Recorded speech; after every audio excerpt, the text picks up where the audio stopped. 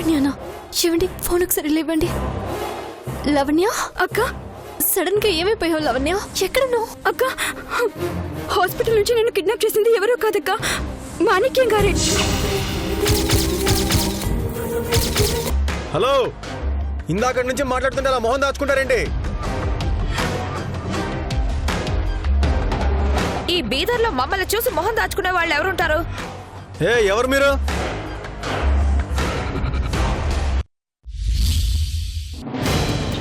అమ్మా అమ్మా అమ్మా ఆగండమ్మా, వాళ్ళు ఇక్కడోళ్ళు కాదమ్మా.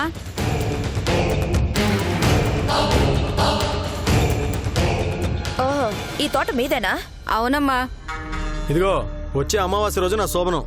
ఈ పూల తోటలో పూలన్నీ కావాలి. ఇదిగో అడ్వాన్స్. అన్నట్టు చెప్పడం మర్చిపోయాను, మాకు 2 రోజులు ముందే వచ్చి డెకరేట్ చేసి 2 మనుషులు కావాలి. వాళ్ళని కూడా నువ్వే చూడాలి. అలాగే సారు. పంపించు వాళ్ళని. అలాగే సారు. అక్క వెళ్దామా?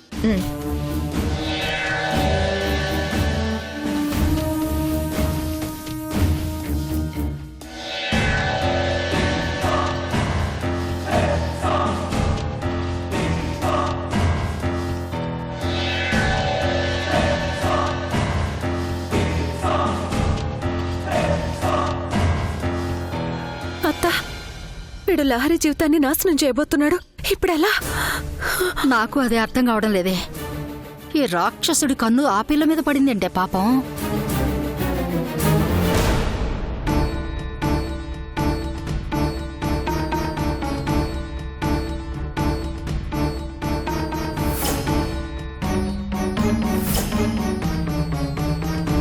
నువ్వు చెప్పిందంతా నిజమేనా?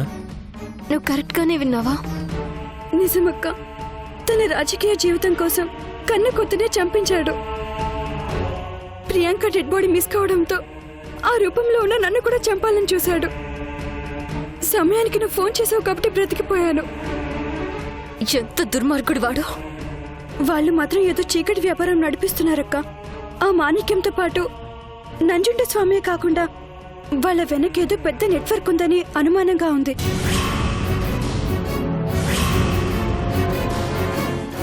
వాళ్ళ వల్ల మనకు చాలా ప్రమాదం ఉందక్క. మనం ఎటైనా దూరంగా వెళ్ళిపోవడం మంచిది. మా సంగతి పక్కన పెట్టు, ముందు నువ్వు వాళ్ళ కంటికి కనిపించినంత దూరంగా వెళ్ళిపో. ఎందుకంటే వాళ్ళు ఇంకా నువ్వే ప్రియాంకవనే అనుమానంతో ఉన్నారు కాబట్టి. ఈసారి నువ్వు దొరికితే నిన్ను చంపకుండా వదలరు. అందుకే ఎట్టైనా వెళ్ళిపో. ఈ ప్రాబ్లమ్స్ అన్నీ క్లియర్ అయ్యే వరకు ఇటువైపు రాకు. ఎక్కడికి వెళ్ళాలో అర్థం కావడం లేదక్క.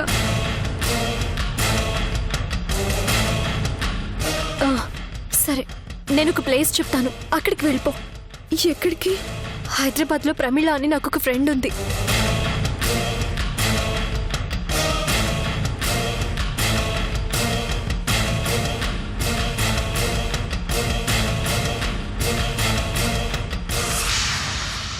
అర్థమైంది కదా? ఇంకొక క్షణం కూడా ఆలస్యం చేయొద్దు. పద. జాగ్రత్త. జాగ్రత్త.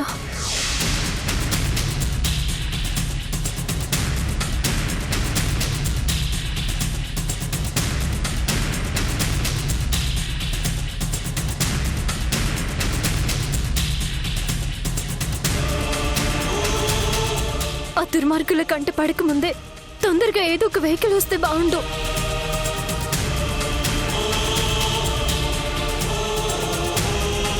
అదిగో లారీ వస్తుంది, అందులో వెళ్తే సీక్రెట్ గా వెళ్ళిపోవచ్చు.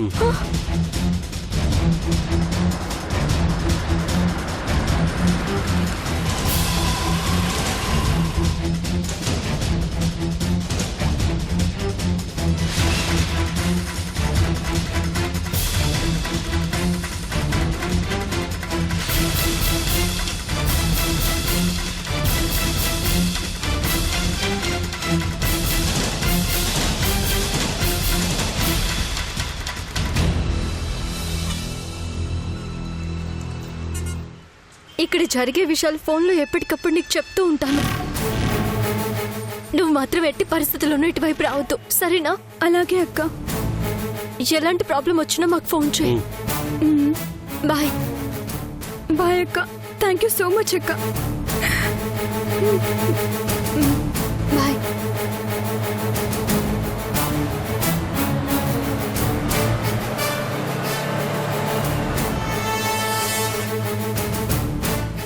ఇలా జరిగిందేంటండి?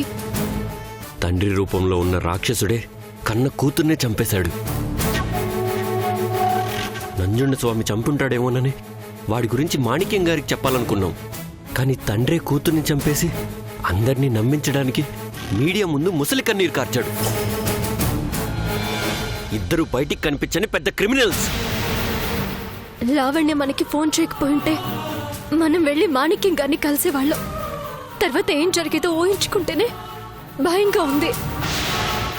ఏదేమైనా ప్రియాంక హత్యకు మీకు ఎలాంటి సంబంధం లేదని కన్ఫర్మ్ అయింది. మరి ప్రియాంక డెడ్ బాడీ మన ఇంట్లోకి ఎలా వచ్చింది? అదే అర్థం కావడం లేదు.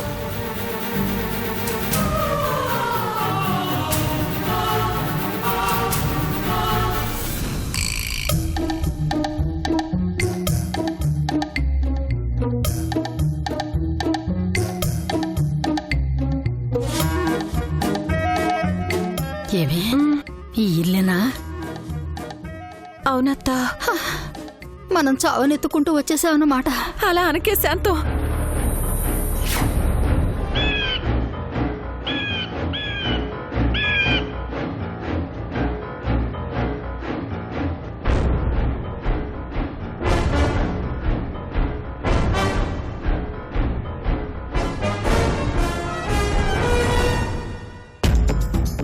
ఆగిపోయేవేంటే? నడువు. నాకు భయం వేస్తుంది, నేను రాను. అలా అంటే ఎలా అత్తా? పద.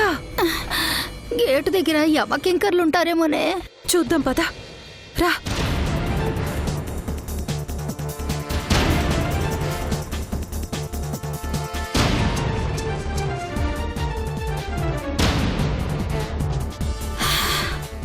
అమ్మయ్య, ఎవరు లేరు.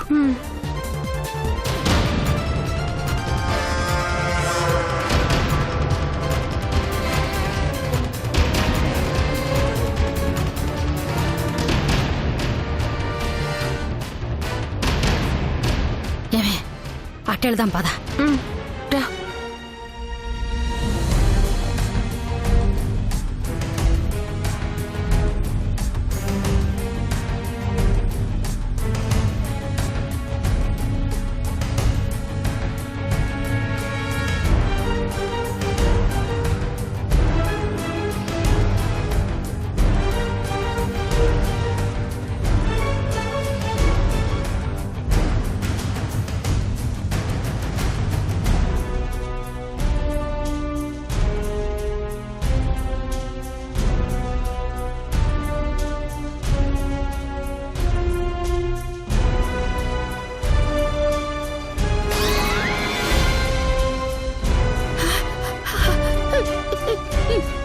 ఏంటి ఇది?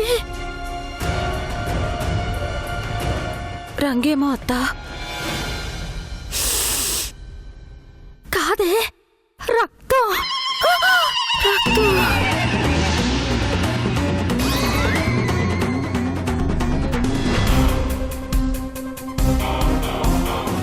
ఉసే కస్తూరి, ఇలా పడిపోయావంటే?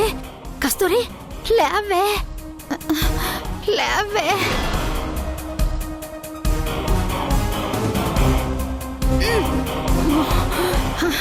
దున్నపోతులో ఎంత బరువు ఉన్నావేంటే? లేవే.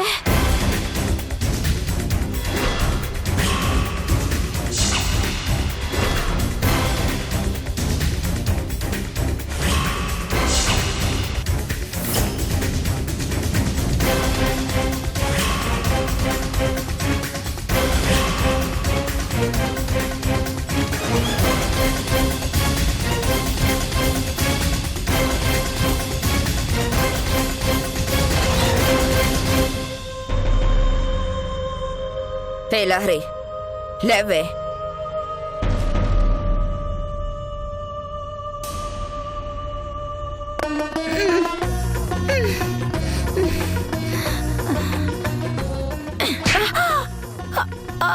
నీ అమ్మ కడుపు చల్లకుండా లేవే.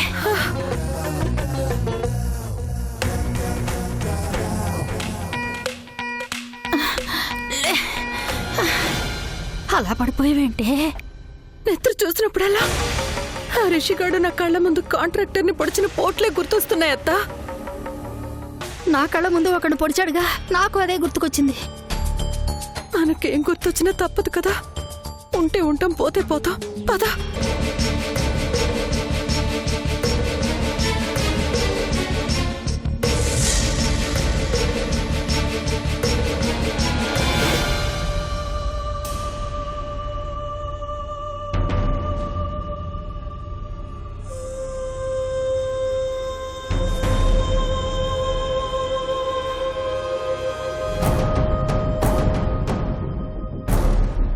నిన్ను చూస్తుంటే జాలేస్తుంది. ప్రేమను చూపించినప్పుడు నెత్తినెక్కి తాండవమాడి ఇలాంటి పరిస్థితి తెచ్చుకున్నావు.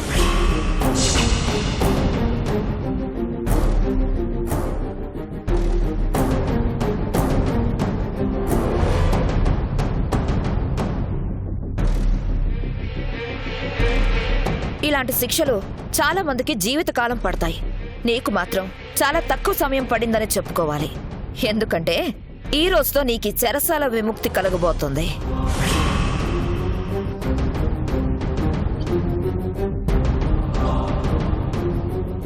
కస్తూరి, ఆ రోజుల్లో మా ఊళ్ళో వీరభద్రం గారి మామిడి తోట అని ఒకటి ఉండేది. వీరభద్రం ఆ తోటలోకి ఎవరినైనా పిలిస్తే తిరిగి వాడి శవం కూడా బయటకు వచ్చేది కాదంట. ఈ తోట కూడా అలాగే ఉందే. ఎందుకే భయపడతావు?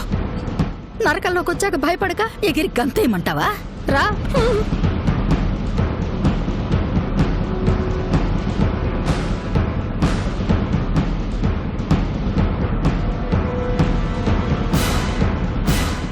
ఇంత పెద్ద దెయ్యాల కొంపలో మన లహరిని అక్కడ దాచారో ఏంటో.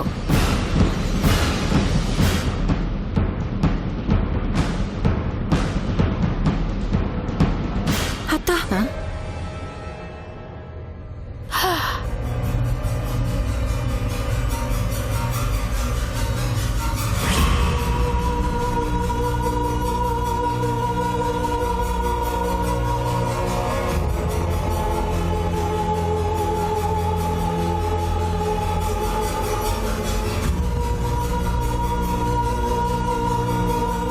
పాపం లహరిని ఎలా బంధించారో చూసావత్తా? ఎంత దారుణంగా బంధించారే. అదృష్ట దేవత అని అంత దూరం నుంచి ఎత్తుకొచ్చిన వాడు జంతువుల్ని బంధించినట్టు బంధించాడు. వాణ్ణి 3 చెరువులు నీళ్లు తాగించింది కదా, అందుకే ఆ పగతో అలా చేసినట్టున్నాడు. నువ్వెప్పుడెప్పుడా అని ఎదురు చూస్తున్న పంజర విముక్తిని ఈ రోజు ప్రసాదించబోతున్నాం.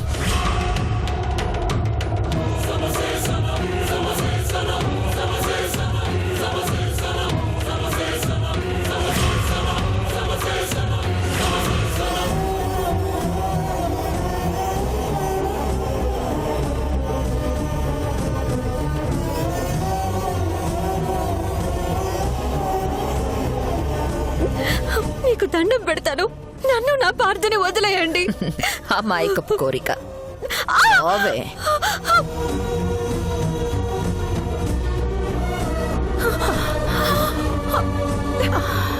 అనవసరంగా ఆడపుట్టుకు పుట్టిందా రాక్షసే. దాన్ని నా చేతులతోనే చంపేస్తాను.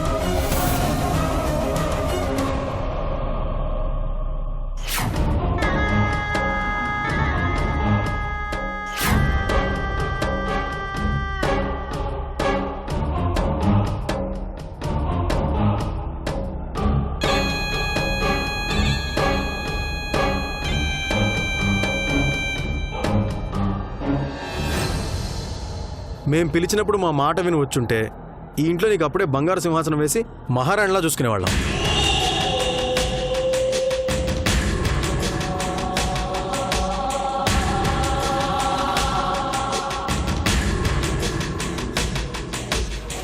రా లహరి, కూర్చో.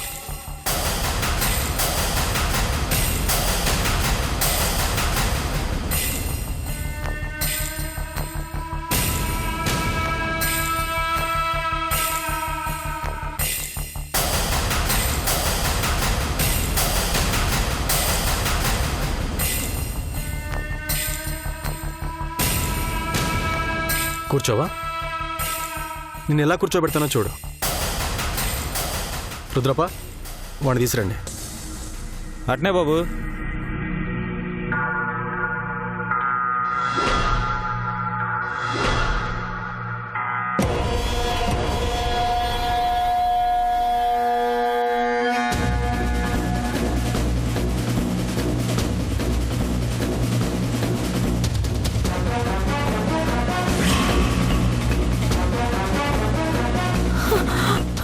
దుర్మార్గులు పార్థును కూడా తీసుకొచ్చేసారత్తా.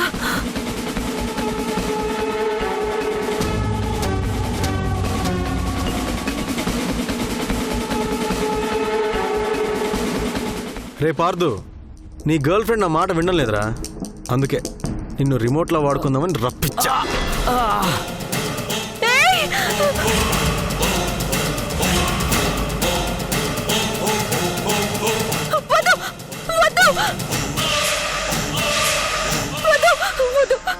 కూర్చుంటాను, కూర్చుంటాను.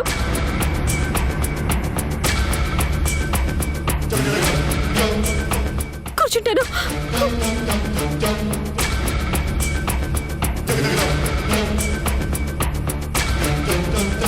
నా ఇంట్లో అడుగుపెట్టిన శుభ సందర్భంలో నా అదృష్ట దేవతకి పూలాభిషేకం సమర్పిస్తున్నాను.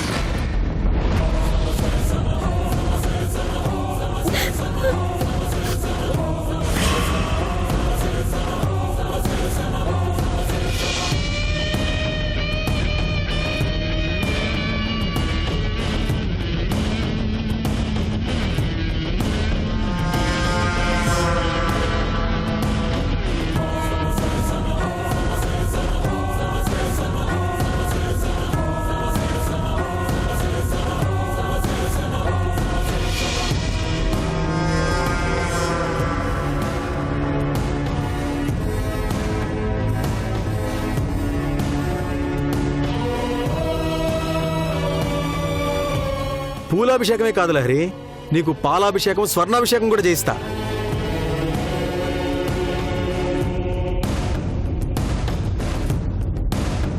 నువ్వు నా పక్కనుంటే నేను మాత్రమే అదృష్టవంతుని అనుకున్నా.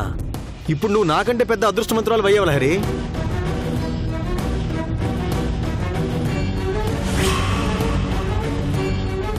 అవును పార్దు, ఎలాగో తెలుసా? ధనకోట వంశపు 5వ తరానికి వారసుని ఇవ్వబోతోంది.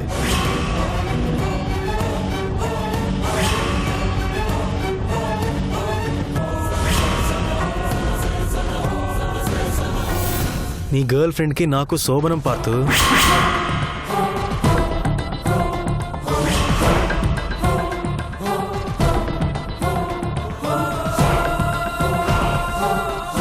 ధనకోట వంశానికి వారసుని ఇవ్వాలంటే ఎంత అదృష్టం ఉండాలి తెలుసా? ఆ శ్వేత ఇచ్చింది కానీ ఒక వేస్ట్ ఫెలో గాని ఇచ్చింది. నువ్వివ్వబోయేది మాత్రం మామూలుని కాదు, మహర్జాతకుణ్ణి.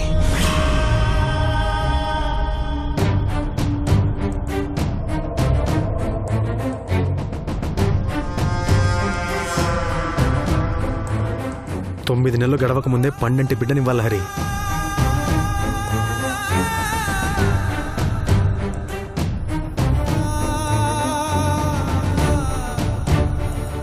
లహరి, మనకు పుట్టబోయే బిడ్డకి పేరు ఎప్పుడో ఫిక్స్ అయిపోయింది తెలుసా? ధనకోట వజ్రముని. అంటే వాడి తాత పేరు. అడిగో, మా అప్ప పేరుది.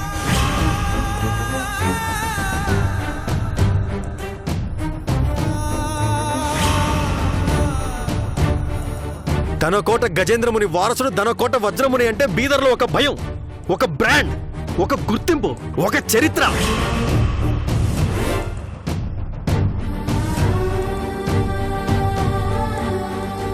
ఆ చరిత్రని మళ్ళీ మనం రిపీట్ చేద్దాం.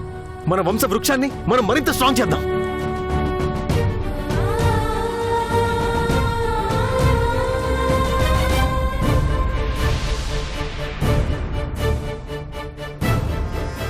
అలాంటి బిడ్డకు నువ్వు జన్మనివ్వబోతున్నావు అంటే not a small thing you know.